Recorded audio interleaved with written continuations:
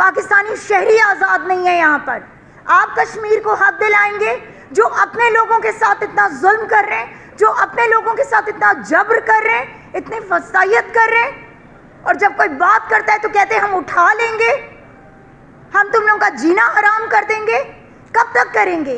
यकीन करें, लोग पक चुके हैं, लोग तंग आ चुके हैं इन बातों से, लोग खौफ के बुत तोड़ चुके हैं।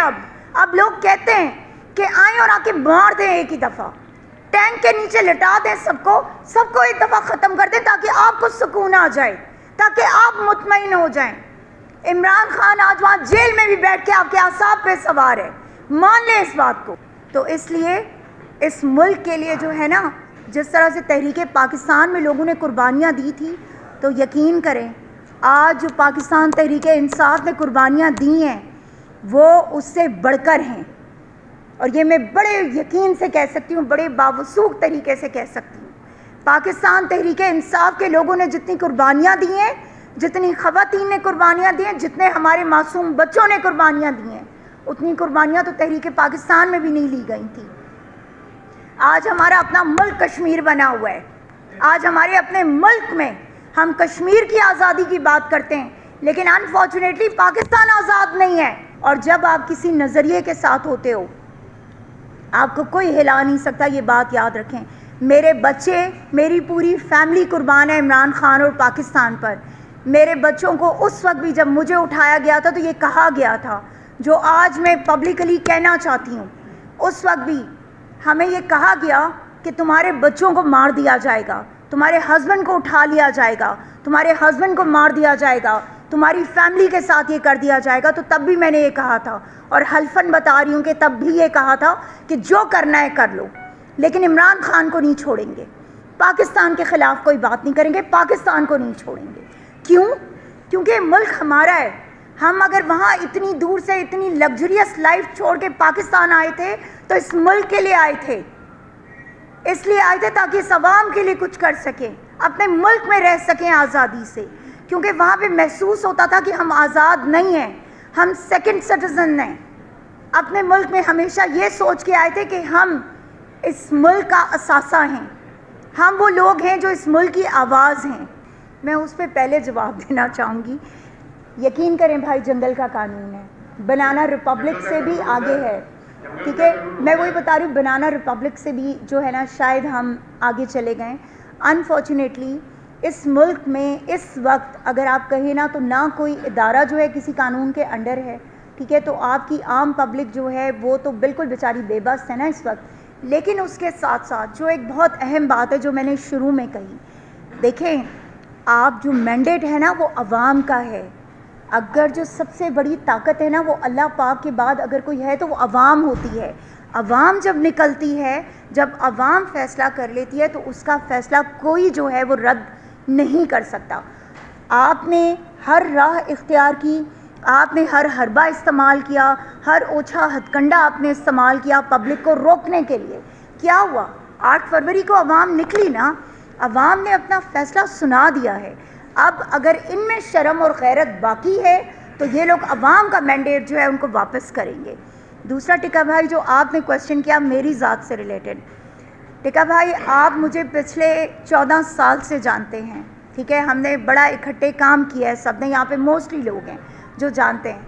मुझे सिर्फ ये पता है कि मैंने जब पाकिस्तान तहरीक इंसाफ को फॉर्मली ज्वाइन किया था, that was just because of Imran Khan and Pakistan, nothing else. किसी को जो है वो ख़रीदने की कोशिश की जाती है, हर किसी को प्रेशराइज़ करने की जाती है, कोशिश की जाती है।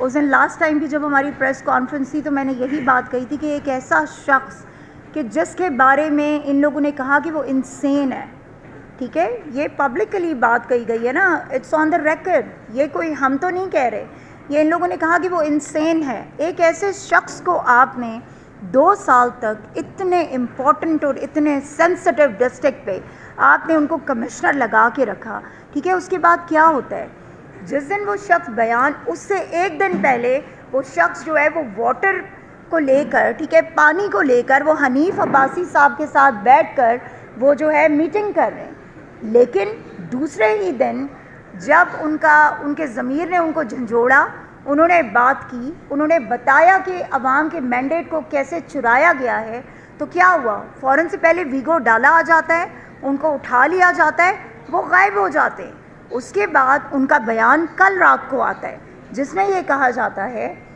कि जनाब मुझसे जो है वो ज़बरदस्ती ये बयान लिया गया, मुझे फ़लाँ ने कहा तो ये किया गया। मुझे एक बात बताइए, मेरा ये सवाल है सबसे, हमेशा पाकिस्तान में ही ऐसा क्यों होता है कि जिस वक्त आपको उठा लिया जाता है तो उठाने से पहले आपका बयान कुछ और होता है, जब आपको उठा लिया जाता है उसके बाद आपका बयान तब्दील हो जाता है।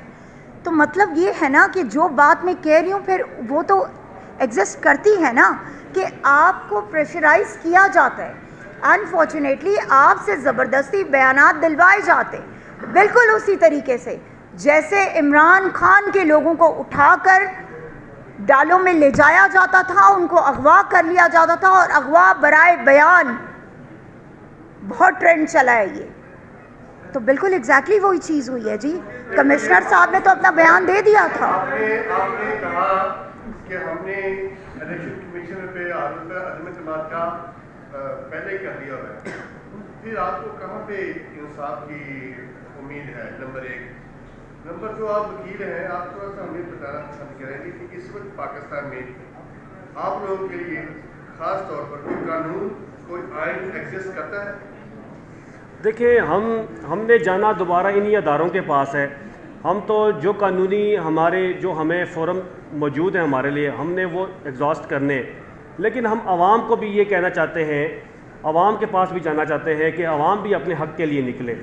कानून और आइन तो आप देखें, जिस तरह मैडम ने बात की है कमिश्नर साहब की, कमिश्नर साहब ने जो पहले स्टेटमेंट दी है वो मीडिया के सामने लोगों की मौजूदगी में उन्होंने स्टेटमेंट दी है, उस पर इन्होंने उसको इंसेन डिक्लेयर कर दिया।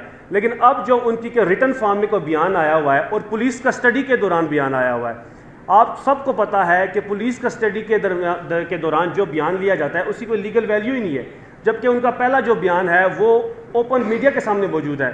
तो आप इससे अंदाज़ा लगा लें कि मुल्क में आइन और कानून की क्या हालत है। हम तो पहले दिन से ये कह रहे हैं कि मुल्क में आइन और कानून जो है बिल्कुल ख़त्म हो चुका है, अब वो बल्कि आखिरी सांसें ले रहा है। हम 12 दफ़ा सुप्रीम कोर्ट से जब ये हमारे इलेक्शन पर डाका डाला गया, हमने गुजारिश की, हमने इल्तिजा की कि खुदारा चीफ साहब आप सूंग मोटो नोटिस लें, जो धांधली हुई है इसके खिलाफ कोई बेंच कंस्टिट्यूट करें, कोई कमीशन बनाए ताकि दूध का दूध और पानी का पानी हो।